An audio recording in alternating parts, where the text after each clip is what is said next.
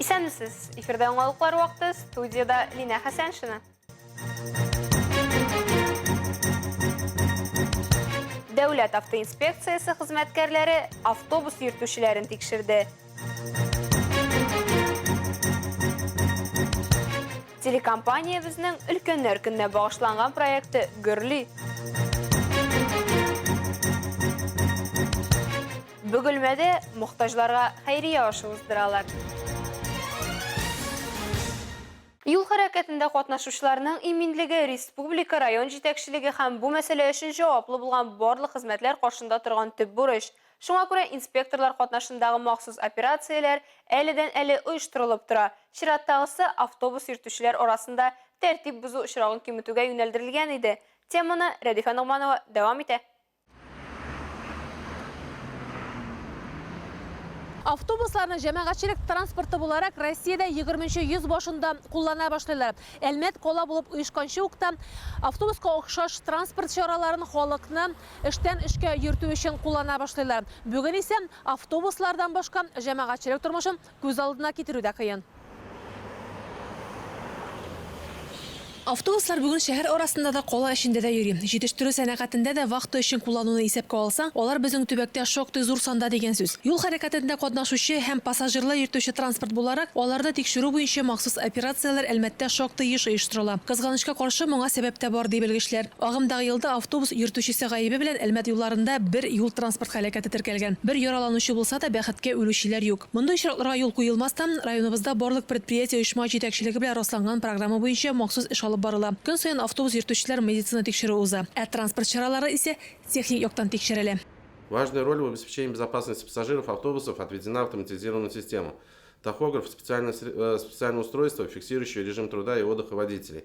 Наличие диагностической карты свидетельствует о том, что техосмотр пройден вовремя, а это гарантия безопасности пассажиров. Также одним из важнейших аспектов является прохождение водителем предрейсового медицинского осмотра и проведение должностными лицами предрейсового технического контроля состояния автобусов.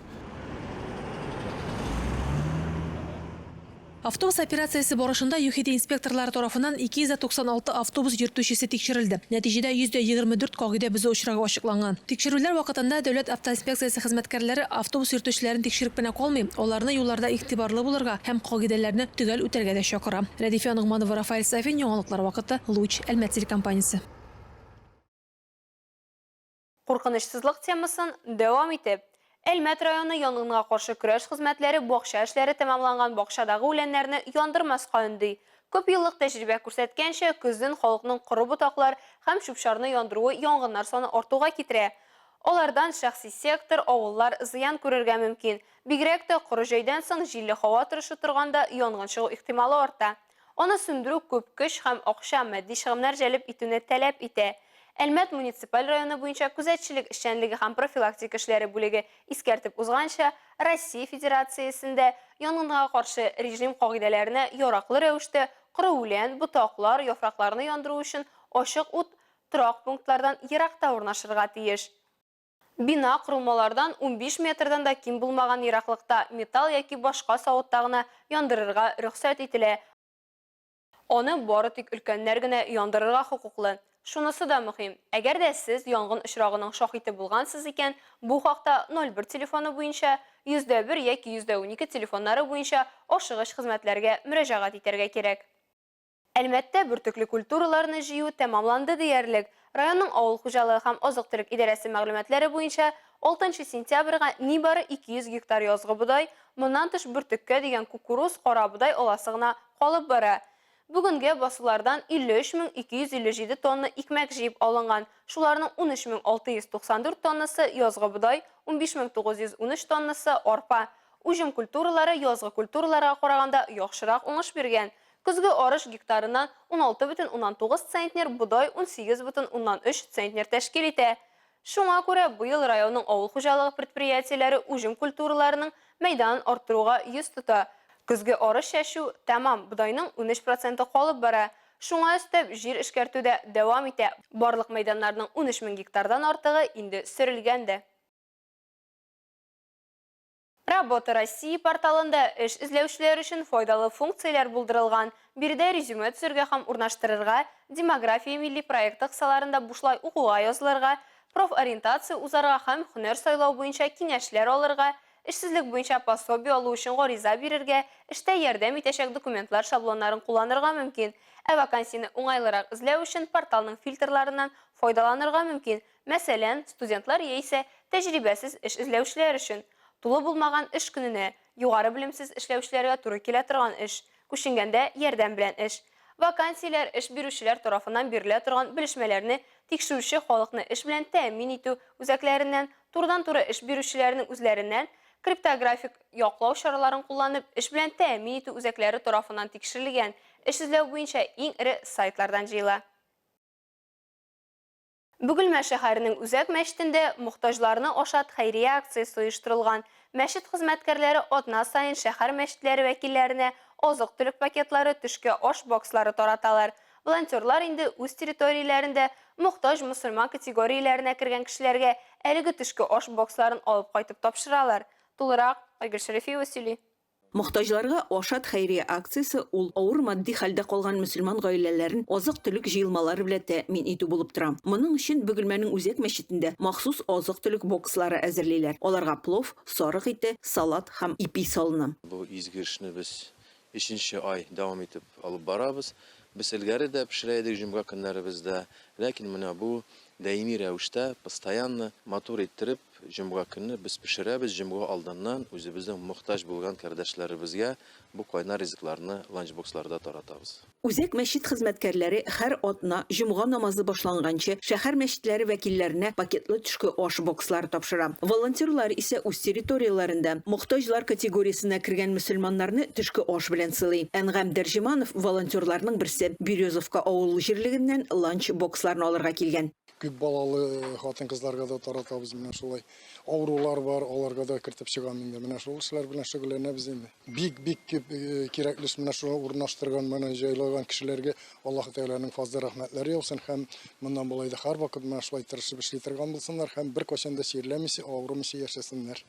Хәйрия акциясына кушылырга теләүчеләр Бөгелмә шәһәренең Үзәк мәчетенә мөрәҗәгать итә ала. Айгөл Шәрәфиева, Зирак Сәйдкулов, Яңалыклар вакыты, Луч Әлмәт телекомпаниясе. Луч телекомпаниясының өлкәннәр көненә багышланган «А-ну-ка, бабушки, а-ну-ка, дедушки» әбиләр һәм бабайлар телевизион проектының сайлап алу туры тәмамланды. Бәйгедә катнашучылар инде билгеләнгән киләсе этапның чираттагы биремнәренә керештеләр. Гаилә, мәхәббәт һәм тугрылык көнендә старт алган проектка 60 яшьтән өлкәнрәк булган барлык теләүчеләр гаризаларын дистанцион рәвештә тапшырды. Беренче бурыч визит карточкасының видео язмасында һәр гаилә буыннан буынга күчә торган традицияләре, уртак мавыгулары һәм кызыксынулары турында сөйләде.